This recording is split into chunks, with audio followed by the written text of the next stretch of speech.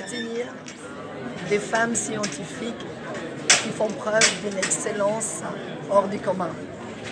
Pourquoi c'est nécessaire? Parce qu'il y a toujours trop peu de femmes scientifiques dans la recherche, à tous les niveaux, mais notamment à des postes de responsabilité. Aujourd'hui, notre but avec la Fondation L'Oréal, c'est de démontrer que ces femmes existent, qu'elles rencontrent trop d'obstacles, trop de difficultés pour pouvoir exercer leur métier. Donc on les rend visibles, on les met en valeur, on démontre qu'elles sont là et qu'elles sont prêtes à prendre la responsabilité qu'il faut pour répondre aux enjeux du monde et aux enjeux de ce continent. Pourquoi le choix du Sénégal pour appliquer cette technologie? Nous avons choisi la très accueillante ville de Dakar et le Sénégal parce que le Sénégal s'intéresse à la recherche scientifique, fait preuve d'une volonté de favoriser une augmentation du nombre de chercheurs, de souligner l'importance de la recherche scientifique pour répondre aux enjeux auxquels on fait face, comme le changement climatique, la raréfaction de ressources, la grande pauvreté. Nous avons besoin de scientifiques pour prendre les bonnes décisions pour l'avenir du monde, de ce continent et de la population mondiale. Déjà, l'enseignement supérieur est heureux d'accueillir cette deuxième cérémonie de remise de la Fondation L'Oréal à des candidates femmes venant des différents pays d'Afrique dans le sud du Sahara. Cette édition s'organise à Dakar en collaboration avec les agences nationales de recherche et d'innovation et va permettre de récompenser 20 lauréates en postdoctorat et doctorat, et tout dans des domaines différents des sciences et technologies. Et nous sommes heureux de compter parmi ces lauréates deux lauréates sénégalaises, une de l'Université Gaston Berger et une autre de l'Université Cheikh Anta Diop de Dakar. Cela étant bien entendu de la qualité et de l'excellence de la recherche qui se mène dans nos universités. Et de l'autre côté, le Sénégal est très heureux de voir cette initiative que la Fondation L'Oréal mène depuis quelques années en direction des fonctionnaires scientifiques pour la promotion de la science, des technologies, mais aussi pour la promotion des sciences, de femmes scientifiques. Et dans ce cadre-là, le ministère est heureux de voir que l'action que le gouvernement mène ici, dans le sens de la promotion des femmes scientifiques, est partagée avec la Fondation. Comme vous le savez, le ministère a mis en place depuis quelques années l'initiative avec le PAPES qui permet de financer des femmes chercheurs et enseignants-chercheurs dans leur carrière, dans la mobilité académique, mais aussi dans les recherches.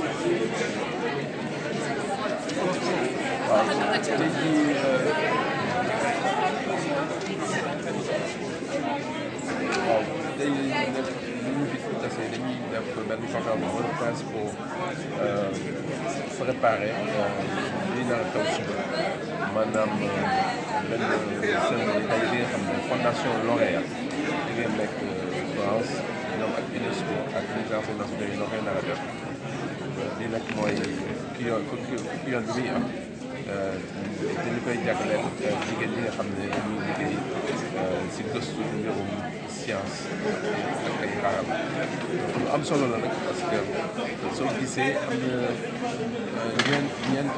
ñeenti téeméer candidat yu compétir wax ñoom ñu jël si rek ñaar fukk ñi ngi jóge nag si dëkk yëpp yu bëri si biir Afrique am na sax soo xoolee fukki dëkk ak juróom yi nga xam ne représenté nañu.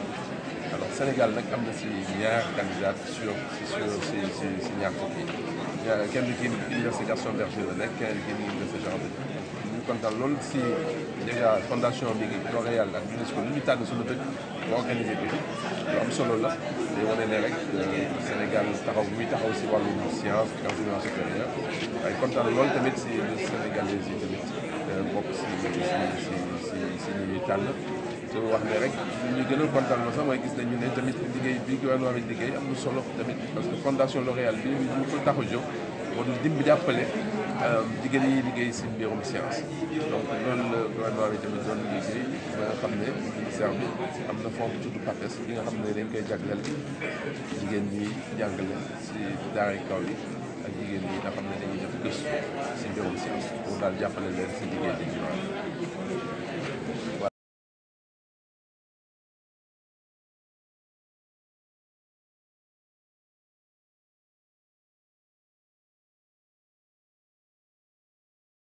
Sur le droit de l'enfant. Donc c'est des recommandations qui traversent toute la période des 30 ans de la Convention, depuis son adoption par le Sénégal en 1990 jusqu'à maintenant.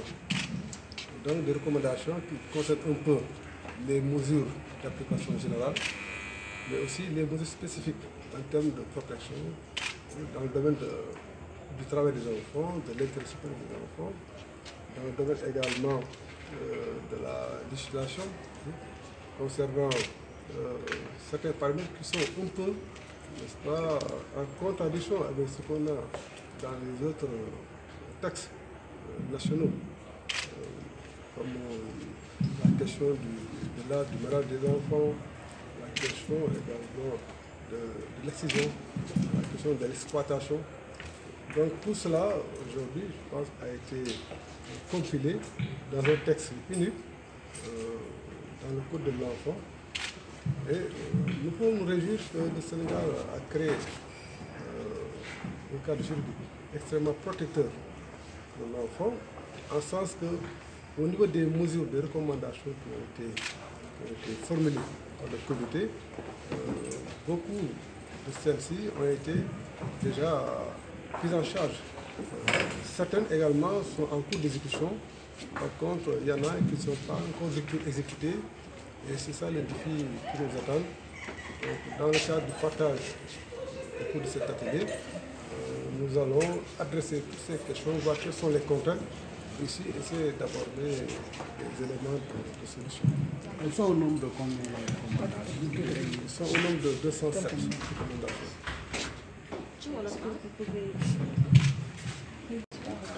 Recommandation, c'est le relèvement de l'âge du mariage, par exemple pour la fille, qui est déjà pris en compte dans le code du travail.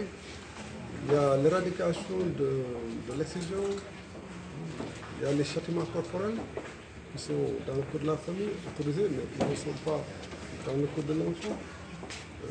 Il y a toutes les formes de violence qui sont faites aux enfants en termes de recommandations, mais surtout au niveau des mesures générales. Il y a l'intérêt supérieur de l'enfant, les 4 principes généraux. L'intérêt supérieur de l'enfant, le droit à la vie, à la sécurité et au développement, la non-discrimination, le droit à la participation. Bon, qui sont des recommandations, je dirais, idéalistes parce qu'il faut tout un processus, des mécanismes, des dispositifs de protection, aussi du temps pour parvenir à les satisfaire totalement. D'accord, M. Billy. Maintenant, qu'est-ce qui reste dans l'application? Dans le code, le secrétaire général l'a dit, nous avons finalisé le premier draft que le ministère de la Justice a remis au secrétaire général du gouvernement. Maintenant, ce draft-là sera validé d'abord par le comité technique, c'est la procédure du secrétaire général du gouvernement, qui va le transmettre en deuxième instance au Conseil des ministres, lequel va le transmettre directement à l'Assemblée nationale pour son adoption. Je crois que nous sommes dans la phase terminale de ce code, que nous verrons bientôt dans le groupe des textes qui renforcent la protection des droits de l'enfant. Tu vois là.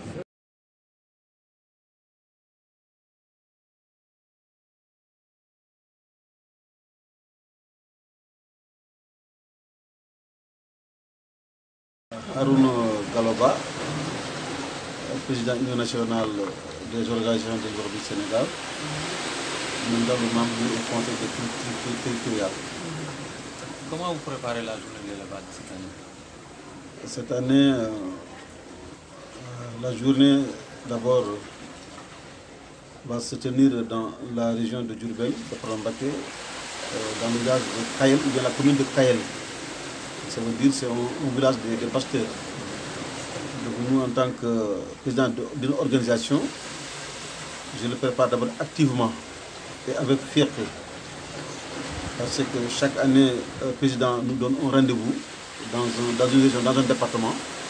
Donc c'est tout drôle. Ça veut dire que c'est une considération que le président a pour les éleveurs du Sénégal. Donc au passage, on le remercie vivement. Et remercie encore le ministre de l'élevage, Samondjou Benka, qui est en tout cas aujourd'hui, il est en pleine activité pour accueillir le président avec les éleveurs du Sénégal. Et maintenant, par rapport à la journée, je dis que notre choix, c'est de faire tout pour que le président soit vraiment content. Donc nous, on doit retourner l'ascenseur au président. Parce que c'est ce qu'il a fait. Et il n'a fait nulle part. On dit qu'il n'y a pas de journée. La pêche, l'agriculture, pourtant sont des activités très très importantes dans le pays, mais il donne une journée aux éleveurs du Sénégal, ça veut dire qu'on doit le remercier quand même. C'est une considération. Encore, il connaît encore l'importance du secteur de l'élevage. Si on doit aujourd'hui, en tout cas, éradiquer la pauvreté, impérativement, on doit passer par le secteur de l'élevage. Au plan organisationnel, au plan mobilisation, comment vous les éleveurs, vous allez s'en prendre? Si nous sommes 1 million, 2 millions, tout le monde va être au rendez-vous. Ça veut dire qu'on va mobiliser. On a fait 6 journées en tout cas, mais cette année, on va les multiplier. Parce que d'abord, le président il continue en tout cas à nous aider, continue à nous donner l'importance, et surtout encore, il donne en tout cas la force au secteur. Surtout aujourd'hui, cette année, il y a du niveau. Il y a un ministre élevage qui est éleveur d'abord, c'est sa première fois qu'il a accédé au secteur, en tout cas à la tête du ministère. En ce moment, on doit faire en tout cas montrer au président que notre contentement, notre en tout cas, accord avec cette décision de mettre Samondjou Benka à la tête du ministre de l'élevage. D'abord, c'est un éleveur, il est bien, il comprend les éleveurs et puis c'est un homme de bien.